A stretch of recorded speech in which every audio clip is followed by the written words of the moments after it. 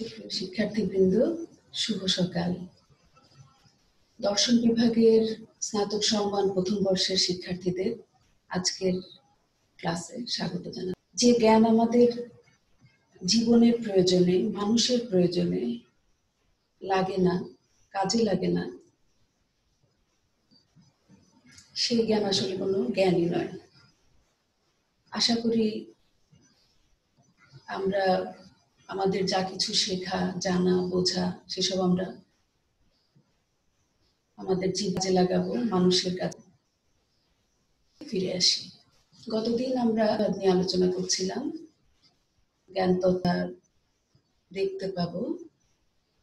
গতদিনের একটা বড় জায়গা জুড়ে যারা ছিলেন তারা বুদ্ধিবাদের প্রধান যে প্রবক্তা রেনে ডেকার্ট, স্পিনোজা আর ফ্রেড উইলহেম লাইবনিজ, আধুনিক যুগের যে তিন প্রবক্তা, এদের আগেও ছিলেন, আমরা গত ক্লাসে আলোচনা করেছি সেটা, সেই প্রবক্তাদের নাম যেমন সক্রেটিস, প্লেটো, অ্যারিস্টটল। এরপর আমরা দেখতে পেয়েছি যে এই বুদ্ধিবাদের আলোচনা যখন এগিয়ে গেছে, ডেকার্টের পরে আমরা পেয়েছিলাম স্পিনোজাকে। তারপরে স্পিনোজার বুদ্ধিবাদ, কিভাবে তিনি তার বুদ্ধিবাদ মত প্রতিষ্ঠা করলেন, তার বিস্তারিত আলোচনা আমরা গতদিনের ক্লাসে করেছি। আজ আমরা আরেকটু এই যে এপিস্টেমোলজি নিয়ে গত ক্লাসে আমাদের আলোচনা হলো, তার একটু সূত্র ধরিয়ে দিতে চাই। সেটা হচ্ছে দর্শনে তিনটা প্রধান শাখা, এক হচ্ছে জ্ঞানতত্ত্ব বা এপিস্টেমোলজি, আর রয়েছে অন্টোলজি বা মেটাফিজিক্স, এটা আসলে প্রধান শাখাই বলা চলে। আর আরেকটা রয়েছে খুব গুরুত্বপূর্ণ দিক, এক্সিওলজি, মূল্যবিদ্যা বা নীতিবিদ্যা। কিন্তু এই তিন প্রধান শাখায় দর্শনের সব আলোচনা চলে। এপিস্টেমোলজির কাজ এখানে এভাবে হয় যে আমরা অনেকটা কোথাও যেতে গেলে যেমন একটা পথ আগে আমাদের ভাবতে হয় যে কোন পথে সেখানে আমরা যাব, বা আমরা যদি একটা ঘর বানাতে চাই তখন যেমন আমাদের তার একটা ভিত্তি তৈরি করে নেওয়া প্রয়োজন হয়, দার্শনিকদেরও তেমনি কোনো তত্ত্ব নির্ণয়, যে অন্টোলজির যে কাজ, তত্ত্ব নির্ণয়, মেটাফিজিক্সের যে কাজ, তার আগে তার একটা ভিত্তি তৈরি করে নিতে হয়। সেই ভিত্তিটায় এপিস্টেমোলজিতে আমরা দেখেছি যে আলোচনা হয় জ্ঞানের উৎস নিয়ে, জ্ঞানের সম্ভাব্যতা নিয়ে, প্রামাণ্যতা নিয়ে, কোন জ্ঞান আমাদেরকে এই তত্ত্ববিদ্যার এই জায়গাটায় তত্ত্ব নির্ণয়ে সহায়তা, দার্শনিকেরা সেই আলোচনাটা করে নেন। তারপরে যদি বহু হয় তাহলে কি বহুর মধ্যে এক, নাকি একের মধ্যে বহু, এরকম নানা প্রশ্ন দার্শনিকদের মনে আসে। অনেক দার্শনিকদের আমরা এই প্রাচীনকাল থেকে সমকাল পর্যন্ত পেয়েছি, তারা এই বিষয়গুলো নিয়ে আলোচনা করেছেন। এখানে একটা নাম আছে যে মেটাফিজিক্স। মেটাফিজিক্স নামের মধ্যেই কিন্তু বোঝা যায় যে ফিজিক্স কথাগুলোই আলোচনা হয়। এই মেটাফিজিক্সকে অধিবিদ্যা বা তত্ত্ববিদ্যা, কখনো সত্তা তত্ত্বও বলা হয়। এটাই গেল দ্বিতীয় ধাপের। তাহলে আমরা এখানে দেখতে পাচ্ছি প্রথম একটা ধাপ আদি পর্ব, সেখানে জ্ঞানের সম্ভাব্যতা, জ্ঞানের উৎস, জ্ঞানের পরিধি, এগুলো নিয়ে আলোচনা হচ্ছে। দ্বিতীয় যে অংশটা, প্রধান এক অংশ, তত্ত্ব নির্ণয়ের কাজ করছে অন্টোলজি। আর তৃতীয় যে ধাপ, সেটা আমরা এখানে দেখতে পাচ্ছি যে অ্যাক্সিওলজি, এথিক্স। জ্ঞান বিদ্যার বুদ্ধি বিশ্লেষণ আর এই তত্ত্ববিদ্যার তত্ত্ব নির্ণয় সবকিছুই বৃথা হয়ে যায় যদি কিনা তার মূল্যায়নের প্রশ্নটা আসে। মূল্যায়নের প্রশ্ন তাই অত্যন্ত জরুরি। দর্শনের এই অন্যতম শাখা, এই শাখায় অ্যাক্সিওলজি বা এথিক্সে আমরা দেখতে পাই সেই মূল্যায়নের কাজটা হয়, যে কি আসলে এই যে তত্ত্ববিদ্যা, এই যে জ্ঞানবিদ্যা, আমাদেরকে ব্যক্তি জীবনে আমাদের জন্য কত মঙ্গল কি মঙ্গল আনবে, আর আমরা সেটা আমাদের সামষ্টিক জীবনে সমগ্র মানব গোষ্ঠীর জন্য কিভাবে সেই মঙ্গল, সেই শুভত্ব, সেই কল্যাণের ধারণা আমরা তাদের কাছেও পৌঁছতে পারি। এই 3 ধাপে আমাদের এই আলোচনাগুলো দর্শনের ক্ষেত্রে প্রধান 3 ধাপে আলোচনা হয়ে থাকে। এখন যদি খেয়াল করি আমরা যে গতদিন আমরা দেখেছিলাম যে স্পিনোজার এপিস্টেমোলজিক্যাল পজিশন, যে বুদ্ধিবাদ, তা নিয়ে আমরা আলোচনা করেছি। সেই বুদ্ধিবাদে আমরা দেখতে পেয়েছি তিনি বলছেন ইন্দ্রিয়গ্রাহ্য জগতের মাধ্যমে আমরা যে জ্ঞান পাই তা আমাদের ভুল জ্ঞান দেয়। সেই জ্ঞান কখনো সত্য হতে পারে না। সত্য হতে পারে বুদ্ধির মাধ্যমে আমরা যে সার সত্তার জ্ঞান পাই, সেই জ্ঞান আমাদেরকে প্রকৃত জ্ঞানের কাছে নিয়ে যায়। এবার এই যে তিনি পথটা করলেন, তার ভিত্তিতে তিনি কোন তত্ত্ব নির্ণয় করলেন, আমরা সেদিকটায় একটু যাব। অন্টোলজিক্যাল আর্গুমেন্ট অফ স্পিনোজা, এই জায়গাটাতে আমরা দেখতে পাই মনিজম। মনিজম শব্দের অর্থ হচ্ছে একত্ববাদ। তোমরা এই ইন্ট্রোডাকশন টু ফিলসফিরই আরেকটা অধ্যায়ে তোমরা দেখবে যে সত্তা সম্পর্কিত আলোচনা, সেখানে এই আলোচনাগুলো রয়েছে। এই স্পিনোজার এই তত্ত্ববিদ্যক আলোচনাটা, সেখানে তিনি একজন একত্ববাদী। এই মনিজম, এই শব্দটা এসেছে ল্যাটিন শব্দ মনুস থেকে, এবং এই শব্দের অর্থ হচ্ছে অ্যালোন, এবং সেইখান থেকে এই একত্ববাদের ইংরেজি হচ্ছে মনিজম। এই মনিজম এই পৃথিবীতে, আমাদের এই জগতে যে পরম যে উপাদান, সেই উপাদানকে এক বলে মনে করে, যেটা আমরা গতদিনের ক্লাসে শেষ আলোচনাতে দেখেছিলাম যে এই একের কথা তিনি বলছেন। আর এরই আরেকটা ধাপ আছে যেখানে যেটা আমরা দ্বৈতবাদ বলে আমরা যাকে জানি, সেই দ্বৈতবাদ, এখানে দ্বৈতবাদের প্রবক্তা হিসেবে আমরা দেখতে পেয়েছি ডেকার্টকে। তিনি মাইন্ড বডি ডুয়ালিজমের কথা বলেছিলেন। তাহলে আমরা দেখতে পাচ্ছি ডেকার্টও এপিস্টেমোলজিক্যাল পজিশনে তিনি ছিলেন র্যাশনালিস্ট বা বুদ্ধিবাদী, কিন্তু এখানে অন্টোলজিক্যাল আর্গুমেন্টে তিনি আবার ডুয়ালিস্ট হচ্ছেন। এরকম যদি তোমরা খেয়াল করতে থাকো তাহলে তোমরা দেখতে পাবে যে প্রতি দার্শনিকের একটা জ্ঞানতাত্ত্বিক অবস্থান এবং তার তত্ত্ববিদ্যক অবস্থান, এবং পরবর্তীতে তার নীতিবিদ্যায় তার নৈতিক অবস্থানও পাবে। এখানে আমরা তার এই যে একত্ববাদের কথা তিনি বললেন, যে এই যে আমাদের যে জগৎ, দৃশ্যমান যে জগৎ, তার যে পরম উপাদান, সেই পরম উপাদান এক, এর ভিত্তিতে এর সঙ্গেও সংযোগ রয়েছে তার এই ontological arguments of the existence of god. এখানে তোমরা দেখতে পাচ্ছ যে তিনি তার প্রধান যে দুটো যুক্তি দেন, সেই যুক্তির একটা হচ্ছে যে যা কিছু ব্যাখ্যা করতে অন্য কোনো কারণের দরকার হয় তা কখনো শাশ্বত হতে পারে না, এবং সেক্ষেত্রে স্পিনোজা বলছেন যে গড, ঈশ্বরের ধারণার এভাবে আসে যে যিনি সেলফ কজড বা স্বয়ংভূ, যিনি নিজে থেকেই নিজে উদ্ভূত হয়েছেন, এবং যিনি ইটারনাল। দ্বিতীয় যে এখানে তোমরা স্লাইডে দেখতে পাচ্ছ, এটা সরাসরি এথিক্সে তিনি এই ভাষাতেই বলেছেন যে যা কিছু ইটারনাল বা অনন্ত। আমরা যে মানুষ, আমরা তো আমাদের ইন্দ্রিয়গ্রাহ্য জগতের যে দিকে তাকাই যখন, তখন আমরা যা কিছু দেখতে পাই তাকে হয়তো অনেক সময় সত্য বলে মনে করি। তো স্পিনোজার দর্শন এই কথা বলে যে এই যে চারপাশে যা কিছু আমরা দেখতে পাই, সেটা হচ্ছে একটা খণ্ডিত বাস্তবতা, সেটা অখণ্ড বাস্তব নয়।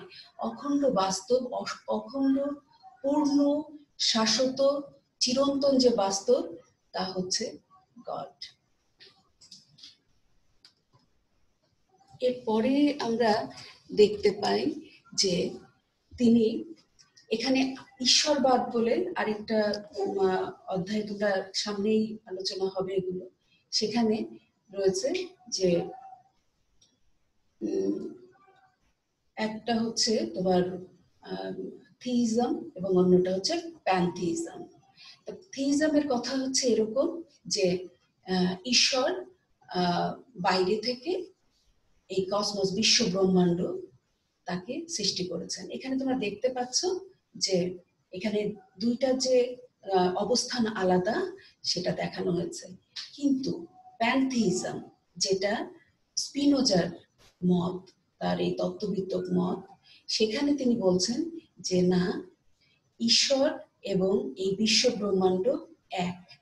সেখানে কোনো অবস্থানগত কোনো দূরত্ব নেই। আমরা যা কিছু দেখি, এই যে আমাদের চারপাশে যত যা কিছু, এই সৌরমণ্ডল, এই বিশ্ব ব্রহ্মাণ্ড, এই ইউনিভার্স, এই কসমস, সমস্ত কিছুর ভেতরে ঈশ্বর পরিব্যাপ্ত হয়ে আছেন। এই যে ধারণাটা, একেই প্যানথিইজম বা সর্বেশ্বরবাদ বলা হয়। ঈশ্বর বিষয়ক মতবাদে তোমরা এই স্পিনোজাকে আবার পাবে সেই সর্বেশ্বরবাদী মতবাদের প্রবক্তা হিসেবে। এই যে স্পিনোজা যে সর্বেশ্বরবাদের কথা বললেন, স্পিনোজা যে প্যানথিইজম, এর সঙ্গে আধুনিক বিজ্ঞানের একটা যোগসূত্র রয়েছে। যে স্পিনোজা অন্য যে ঈশ্বরবাদের ধারণা, যেখানে ঈশ্বরকে আলাদা করে দেখা হয়, সেখানে স্পিনোজা মনে করেন যে এই যে আমাদের চারপাশের বাস্তবতার মধ্যে ঈশ্বর অবস্থান করছেন, সমস্ত কিছুর ভেতরেই রয়েছেন। এই জায়গাটাতে তিনি যে মত দেন, সেই মতের সঙ্গে আধুনিক যে বিজ্ঞান, সেই বিজ্ঞানের যে বিজ্ঞানীরা রয়েছেন, সেই বিজ্ঞানীরা এই মতের সঙ্গে এই মতকে অনেকটা গ্রহণযোগ্য বলে মনে করেন। এবং আইনস্টাইন নিজেই এই কথা বলছেন, তোমরা দেখতে পাচ্ছ স্লাইডে, যে I believe in Spinoza's God who reveals himself in the orderly harmony of what exists, not in a God who concerns himself in fates and actions of human beings. এর পরের স্লাইডে যদি আমরা যাই, সেখানে আমরা দেখতে পাবো যে স্পিনোজার নৈতিক অবস্থান, তার নৈতিক যুক্তিগুলো কি। নৈতিক যুক্তির এই জায়গাতে তোমরা এখানে স্লাইডে দেখতে পাচ্ছ, এথিক্স থেকে সরাসরি তার কথা এখানে তুলে আনা হয়েছে, যে তিনি কিভাবে তার নৈতিক অবস্থানকে এবার ব্যাখ্যা করছেন। তার জ্ঞানতাত্ত্বিক অবস্থানের পরে, তার তত্ত্ববিত্তক অবস্থানের পরে এবার তিনি এসে দাঁড়িয়েছেন সেই নৈতিকতার নৈতিক ভিত্তির ওপরে। একটা বিষয় এখানে আরো একটু বিস্তৃত ব্যাখ্যা প্রয়োজন আছে কিছুটা, সেটা হচ্ছে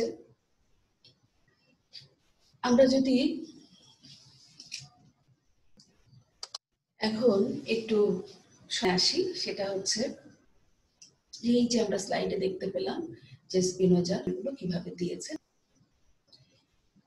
শুরুতে আমরা যে স্লাইডে দেখেছিলাম ফিলোসফির 3 শাখা, সেই 3 শাখার তৃতীয় যে ধাপ, প্রথমটা আদি পর্ব জ্ঞানতত্ত্ব, দ্বিতীয়টা তত্ত্ববিদ্যা মধ্য পর্ব, এবং শেষ পর্ব হচ্ছে এই বিদ্যা।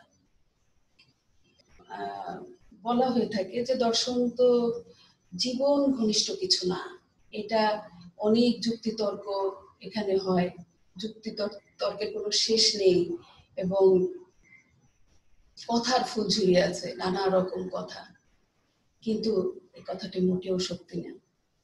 এই কথাটা যে সত্যি না, তার সবচেয়ে বড় প্রমাণ বর্তমানে পৃথিবী।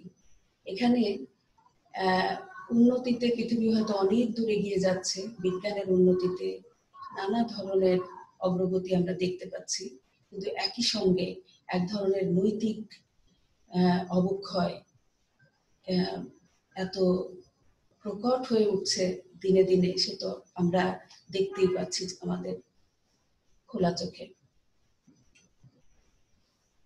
সে কারণে এই নৈতিক দিকগুলো, এবং প্রত্যেক দার্শনিকেরই তোমরা দেখবে এই যে আমরা বুদ্ধিবাদী যে দার্শনিকদের, ডেকার্টস, স্পিনোজা, লাইবনিজ, এদেরকে আমরা কিন্তু প্রত্যেকের একটা নৈতিক অবস্থানও থাকে, এবং সেই অবস্থানটা কোনো অংশে কম গুরুত্বপূর্ণ নয়, বরং কোনো কোনো ক্ষেত্রে বেশি গুরুত্বপূর্ণ। কেননা নীতিবিদ্যা আলোচনা করে সরাসরি জীবন নিয়ে, আমাদের এই যা কিছু দর্শনের ক্ষেত্রে আমরা যা কিছু জানি, সেই জানা আমরা যেখানে প্রয়োগ করব, জীবনে প্রয়োগ করব, সেই জীবনে প্রয়োগের এই ক্ষেত্রটার আলোচনাই এই মূল্যবিদ্যাতে আমরা করে থাকি। এবার আমরা আসি যে স্পিনোজা এই ক্ষেত্রে কি বলছেন। স্পিনোজার এই যে সার্বিক যে দর্শন তার দাঁড়িয়েছে, এক্ষেত্রে একটা কথা একটু মনে পড়ে যাচ্ছে যে বার্ট্রান্ড রাসেল তার বিখ্যাত হিস্ট্রি অফ ওয়েস্টার্ন ফিলোসফি বইয়ে তিনি স্পিনোজা সম্পর্কে একটা কথা বলছেন যে বুদ্ধিবৃত্তিক দিক দিয়ে হয়তো অন্য দার্শনিকেরা তাকে ছাড়িয়ে যেতে পারেন, কিন্তু নৈতিক দিক দিয়ে কেউ স্পিনোজাকে ছাড়িয়ে যেতে পারবেন না। এথিক্যালি হি ইজ সুপ্রিম, এই কথাটা রাসেল বলছেন তার বইয়ে। এথিক্যালি যে সুপ্রিম হলেন স্পিনোজা কিভাবে, আমরা এবার এদিকটা একটু দেখি। ওই যে আগের দিনের আলোচনাতে আমরা বলেছিলাম যে স্পিনোজার যে বুদ্ধিবাদ এগোচ্ছে এভাবে যে একদিকে তার চিন্তা প্রবাহ, সমস্ত জগতের চিন্তা প্রবাহ একদিকে চলেছে এবং একদিকে চলেছে বস্তু প্রবাহ, সেখানে আমরা প্রতিটা ব্যক্তি সেই অনন্ত চিন্তা প্রবাহের একটা ক্ষুদ্রতম একক, এবং আমাদের এই যে শারীরিক যে আকার, আমাদের যে দেহ, সেটা এই জগতের সমস্ত বস্তু রাশি, জড় বস্তু যার বিস্তৃতি, স্পিনোজা যেভাবে বলেন যে বিস্তৃতি, সেই বিস্তৃতির একটা ক্ষুদ্রতম একক হয়ে আমরা এই আমাদের এই প্রবাহ চলছে, এবং এই দুই প্রবাহ ছুটে চলেছে সমান্তরাল ভাবে, যেটা দেহ মন মাইন্ড বডি প্রবলেমে যেটা স্পিনোজার যে মত দেহ মন সমান্তরালবাদ হিসেবে পরিচিত। আর এই একই আমরা আরো দুজন বুদ্ধিবাদের ক্ষেত্রেও যদি এই কথাটা একটু মনে করে নিতে চাই, যে ডেকার্টের ক্ষেত্রে কিন্তু এই দেহ মন সম্পর্কিত মতবাদ, তার ক্ষেত্রে এটা ছিল দেহ মন ক্রিয়া প্রতিক্রিয়াবাদ। আর লাইবনিজ যে তৃতীয় যিনি দার্শনিক, প্রধান দার্শনিক আমাদের, তার ক্ষেত্রে এটা ছিল পূর্ব প্রতিষ্ঠিত শৃঙ্খলাবাদ। আর আমাদের এই আলোচ্য এখন যে স্পিনোজার কথা আমরা আলোচনা করছি, স্পিনোজার ক্ষেত্রে দেহ মন সমান্তরালবাদ। তো এই যে দুই প্রবাহ, যে চিন্তা প্রবাহ এবং বস্তুর প্রবাহ যে চলেছে, সেই দুই প্রবাহ চলেছে এক লক্ষ্যে, কেননা এর উৎস এবং আকর এক। যে একের কথা আমরা আবার এই আজকের আলোচনায় তার যে একত্ববাদ, তার যে মনিজম, সেখানে আমরা পেলাম যে তিনি এই যে জগৎ, এই যে দৃশ্যমান জগৎ, এই জগতের পরম যে উপাদান তা তিনি মনে করছেন এক, সেই একের কাছে আমরা চলে যাই। এবার নৈতিক দিক দিয়ে আমরা এই জায়গাটাতে আবার একটু ফিরে আসি। নৈতিক দিক দিয়ে স্পিনোজা বলছেন, এই যে আমরা শেষ স্লাইডে যেটা দেখেছিলাম যে শুভত্ব, ভালোত্ব, এগুলো কি? তিনি বলছেন জ্ঞান ভালো। কেন জ্ঞান ভালো? কেননা জ্ঞান আমাদের বোধ দেয়, বোধের আনন্দ দেয়। কিসের বোধ? সেই বোধ হচ্ছে ইন্টেলেকচুয়াল লাভ অফ গড। তিনি তার ওই বই, যে বইয়ের নাম দুটো আমি শুরুর দিকে স্লাইডে আজও দেখিয়েছি, এথিক্স, অসাধারণ বই। সেই বইয়ে তিনি বলেছেন যে এই যে ইন্টেলেকচুয়াল লাভ অফ গড, যে আমরা যখন আমাদের নিজেরা যখন বুঝতে পারবো, সেই ব্যক্তি যখন বুঝতে পারবেন যে তিনি কে, তিনি আসলে সেই যে পরম এক, সেই পরম একের অংশ। কেননা এই যে দুই প্রবাহের তিনি ক্ষুদ্রতম এক একক, সেই একক আসলে ছুটে চলেছে সেই পরম একের কাছে। তার মানে এই পরম একের এক ক্ষুদ্রতম উপাদান সেই ব্যক্তি মানুষ নিজে। এই উপলব্ধি যখন একটা মানুষের ভেতরে হয়, তার এই জ্ঞানের ভেতর দিয়ে, তখনই সে একটা পরিপূর্ণ মানুষে পরিণত হয়, এবং তখন সে তার অনাবশ্যক, আমাদের চারপাশে ছড়িয়ে আছে অনাবশ্যক এই যে আমাদের দৃশ্যমান যে জগৎ, আমাদের ইন্দ্রিয়গ্রাহ্য যে জগৎ, সেই জগৎ অনেক অনাবশ্যক জিনিসের দিকে আমাদেরকে ঠেলে দিতে চায়, যে আমাদের এটা পেতে হবে, ওটা পেতে হবে, সেটা পেতে হবে, না পেলে আমাদের জীবন ব্যর্থ হবে। স্পিনোজা বলছেন যে এই ধারণাগুলো হয় অজ্ঞান মানুষের। তিনি বলছেন ইগনোরেন্ট, অজ্ঞ যে মানুষ, সেই ইন্দ্রিয়গ্রাহ্য জগতে সে চারপাশে এই এই ক্ষণস্থায়ী যে সময়ের ভিত্তিতে সে তার নিজের জীবন এবং তার চারপাশের যে মানব জীবন এবং বিশ্ব প্রকৃতির সবকিছুকে সে ওই মাপে মাপতে থাকে।